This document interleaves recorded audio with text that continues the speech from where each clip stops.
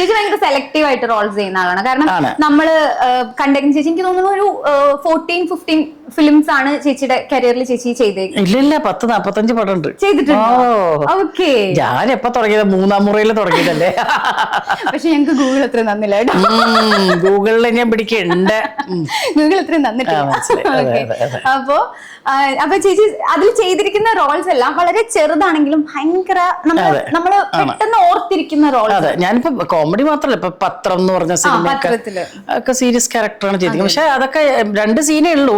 പക്ഷെ എഴുതിയത് അത് രഞ്ജിയേട്ടനായതുകൊണ്ട് ആ സീൻസിന്റെ പവറും ഡയറക്ട് ചെയ്ത് ജോഷി സാർ ആയതുകൊണ്ടും നമുക്ക് ആ ഒരു പ്രത്യേക, നമ്മൾ ആ സമയത്ത് ചിന്തിച്ചില്ല ലൈക്ക് ഇതിനൊക്കെ ഇത്രയും വലിയൊരു ഇമ്പാക്ട് വർഷങ്ങൾ കഴിഞ്ഞിട്ടും ഉണ്ടാവുന്നത്. I M so happy about it. അതൊക്കെ ചെയ്യാൻ സാധിച്ചു. പിന്നെ ഒട്ടുമിക്ക പടങ്ങളെല്ലാം ചെയ്തത് മിക്കതൊക്കെ എല്ലാം ഹിറ്റാണ്. വീടും തോന്നും ഇപ്പൊ പഞ്ചാബി ഹൗസ് ആയാലും നമുക്കറിയില്ലല്ലോ. പക്ഷെ വർഷങ്ങൾ കഴിഞ്ഞു പോയിട്ട് ആൾക്കാർ അതൊക്കെ തന്നെയാണ് ഇപ്പൊ വീണ്ടും കണ്ടുകൊണ്ടിരിക്കണ പോലും.